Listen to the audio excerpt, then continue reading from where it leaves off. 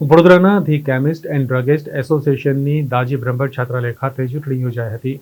વડોદરામાં the chemist and druggist એસોસિએશનની આજે કારેલીબાગ વિસ્તારમાં આવેલ દાજી બ્રહ્મભટ્ટ છાત્રાલય ખાતે ચૂંટણી યોજાઈ હતી, જેમાં વડોદરા તેમજ શહેર જિલ્લામાંથી 1200થી વધુ રિટેલ કેમિસ્ટ વેપારીઓ, દવાના હોલસેલ વ્યાપારી, સર્જિકલ પ્રોડક્ટના વ્યાપારી, જેનેરિક દવાઓના વ્યાપારી, ફાર્માસિસ્ટ દ્વારા મતદાન કરવામાં આવ્યું હતું.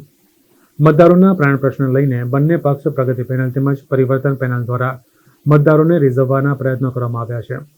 જ્યારે 17 વર્ષથી એક ચક્રી શાસન ચલાવતા પ્રગતિ પેનલના પ્રમુખ પદના ઉમેદવાર અલ્પેશ પટેલ દ્વારા જણાવવામાં આવ્યું હતું કે છેલ્લા 17 વર્ષથી તેઓ તેમના બંધુત્વ માટે અનેક હિતના મુદ્દાઓ માટે લડત આપી રહ્યા છે અને આપતા રહેશે, અને તેના કારણે જ તેઓ 17 વર્ષથી ધી કેમિસ્ટ એન્ડ ડ્રગિસ્ટ એસોસિએશનમાં ચૂંટાઈને આવી રહ્યા છે. ત્યારે બીજી બાજુ તેમના હરીફ પરિવર્તન પેનલ પ્રમુખ પદના ઉમેદવાર મનીષ પટેલ દ્વારા જણાવવામાં આવ્યું હતું કે એક ચક્રી શાસનનો આ વખતે અંત આવશે, તેમજ તેમના બંધુત્વ માટે સૂર્ય ઉગશે, જે તેમનું નિશાન પણ છે.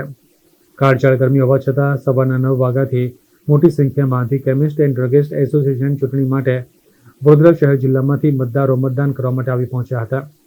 મતદારો માટે the chemist and druggist association election commission દ્વારા તમામ પ્રકારની અલાયદી વ્યવસ્થા કરવામાં આવી હતી. સૌથી વધારે ભણેલા ગણેલા લોકો અહીં આગળ વેપારી છે અને એવો મતદાન માટે પણ ખૂબ જાગૃત છે.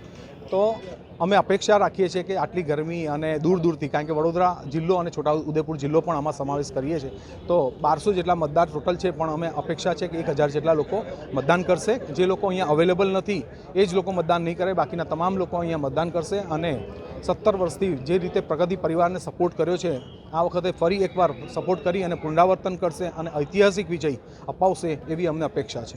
બહુ સરસ મજાનું આયોજન છે આ વખતની ચૂંટણીમાં, અને 5 ટેબલ 5 અલગ અલગ 1200 મતદારો વચ્ચે વહેંચવામાં આવેલા છે અને પ્રક્રિયા બહુ સરસ રીતે ચાલી રહી છે. હું ઇલેક્શન કમિશનર શ્રીઓનો પણ ખૂબ ખૂબ આભાર માનીશ કે આ રીતનું સુવ્યવસ્થિત આયોજન અમારા કેમિસ્ટ એસોસિએશનના ચૂંટણીમાં સૌ પ્રથમવાર થયું છે, જેથી ઇલેક્શન કમિશનર શ્રીઓનો પણ હું આભાર માનીશ.